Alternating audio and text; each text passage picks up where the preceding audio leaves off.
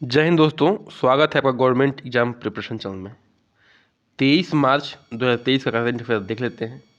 चलिए शुरू करते हैं। आज का पहला प्रश्न, 2022 की सबसे मूल्यवान सेलिब्रिटी कौन बने हैं या चाहे बनी है। मूल्यवान मतलब कि वैल्यूएबल, ठीक है। सबसे वैल्यूएबल सेलिब्रिटी कौन बने हैं या बनी है। विराट कोहली हैं, दीपिका पादुकोण हैं, रणवीर सिंह हैं या शाहरुख खान है, ठीक है। तो पहले प्रश्न का उत्तर हो जाएगा सी, यानी कि रणवीर सिंह जो है 2022 के क्या बने हैं, सबसे मूल्यवान सेलिब्रिटी यानी कि सबसे वैल्यूएबल सेलिब्रिटी बने हैं। इससे पहले जो है विराट कोहली थे और ये लगातार 5 साल से, ठीक है, लगातार 5 साल से मोस्ट वैल्यूएबल सेलिब्रिटी थे इंडिया के। इस बार भी ये क्या किस स्थान पे है, इस बार भी ये दूसरे स्थान पे है और पहले स्थान पे कौन है, रणवीर सिंह, ठीक है। तो जान लेते हैं कुछ और। ये रणवीर सिंह ये इस बार के 2022 के बने हैं मोस्ट वैल्यूएबल सेलिब्रिटी। कुछ और जान लेते हैं इसके बारे में। यह जो है क्रोल रिपोर्ट के अनुसार है, क्रोल जो है इस रिपोर्ट को निकालती है। विराट कोहली जो है इस स्थिति में मतलब कि फर्स्ट रैंक पे 5 साल से थे, अब जो है वह दूसरे स्थान पे आ गए हैं। तीसरे स्थान पे कौन है, अक्षय कुमार है। चौथे स्थान पे कौन है, आलिया भट्ट है, ठीक है। पांचवें पे कौन है, पांचवें पे है दीपिका पादुकोण, दीपिका पादुकोण। आगे बढ़ते हैं, प्रश्न संख्या 2 पे आते हैं। देखिए बहुत ही इंपॉर्टेंट ये प्रश्न है एग्जाम पॉइंट ऑफ व्यू से। वर्ल्ड हैप्पीनेस रिपोर्ट में कौन सा देश शीर्ष पर है। वर्ल्ड हैप्पीनेस इंडेक्स आता है या रिपोर्ट आता है, इस बार जो है कौन सा देश जो है क्या है, शीर्ष स्थान पे है, बनने के पहले स्थान पे है। तो फिनलैंड है, डेनमार्क है, आइसलैंड है या इजराइल है। तो इस प्रश्न का उत्तर हो जाएगा ए, यानी कि फिनलैंड जो है इस बार के वर्ल्ड हैप्पीनेस रिपोर्ट में शीर्ष स्थान पे है। पहले स्थान पे फिनलैंड है, दूसरे पे डेनमार्क है, तीसरे पे आइसलैंड है और चौथे पे कौन है, इजराइल है। तो ये है देखिए यूरोप का मैप और आप लोग देख सकते हैं यहाँ पे है फिनलैंड। यही वर्ल्ड हैप्पीनेस इंडेक्स में क्या आया है, फर्स्ट रैंक आया है। पृथ्वी पे जो है यूरोप का लोकेशन यहाँ देख सकते हैं। कुछ और जान लेते हैं। जब हम इंडिया की एग्जाम की तैयारी कर रहे हैं तो इंडिया के बारे में जानना जरूरी है। इस बार जो है इंडिया क्या है, 126वें स्थान पे है और पिछले साल किस स्थान पे था, 136वें स्थान पे था। यानी कि लगभग 10 रैंक की क्या हुई है, सुधार हुई है इंडिया के रैंकिंग में। आगे बढ़ते हैं, अगले प्रश्न पे आते हैं। प्रश्न संख्या 3 पे आते हैं। विश्व जल दिवस, ठीक है, यानी कि वर्ल्ड वाटर डे कब मनाया जाता है, 21 मार्च को, 22 मार्च को, 23 मार्च को या 24 मार्च को। तो तीसरे प्रश्न का उत्तर हो जाएगा बी, यानी कि 22 मार्च को क्या मनाया जाता है, विश्व जल दिवस मनाया जाता है। यानी कि वर्ल्ड वाटर डे मनाया जाता है कब, 22 मार्च को। कुछ की पॉइंट देख लेते हैं। उद्देश्य क्या है इसको मनाने का, कि वैश्विक जल संकट के बारे में जागरूकता फैलाता है, ठीक है। यह दिन जो है वैश्विक जो भी विश्व स्तर पे जल का संकट हो रहा है उसमें जागरूकता फैलाने का काम करता है। इस बार का थीम क्या है, जल और स्वच्छता संकट का समाधान तेजी से लाने के लिए बदलाव को तेजी से अंजाम देना, ठीक है। इस बार का थीम क्या है जान लीजिए, जल और स्वच्छता संकट का समाधान तेजी से लाने के लिए बदलाव को तेजी से अंजाम देना। 1993 से विश्व जल दिवस का आयोजन किया जाता है, ठीक है।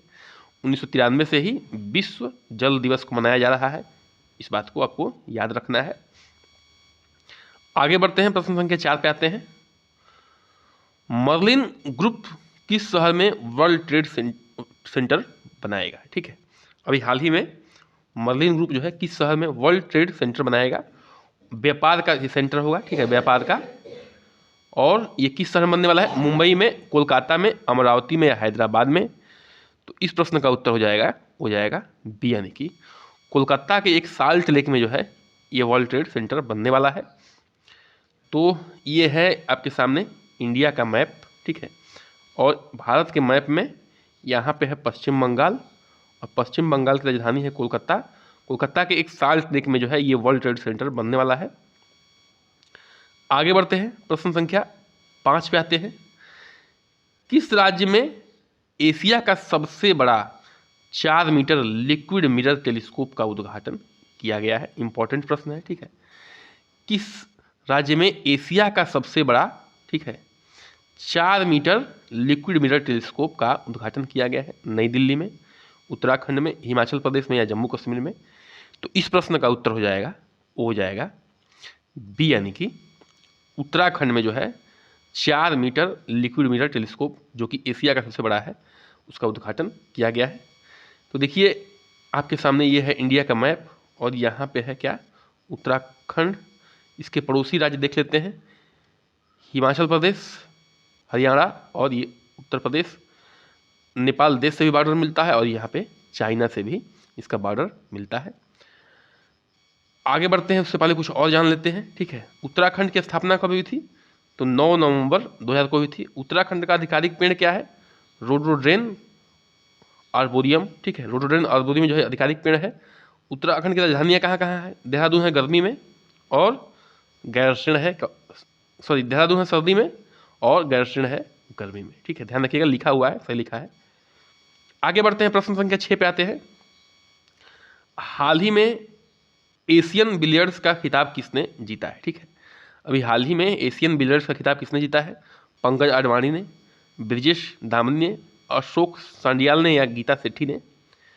तो हाल ही में हुए एशियन बिलियर्ड्स का खिताब जो है पंकज आडवाणी ने जीता है। और किसको हरा के जीता है? ब्रिजेश दामनी को हरा के यह खिताब जीता है। तो यह है पंकज आडवाणी, देख सकते हैं आप लोग, इन्होंने ही खिताब जीता है। आगे बढ़ते हैं, प्रश्न संख्या 7 पे आते हैं।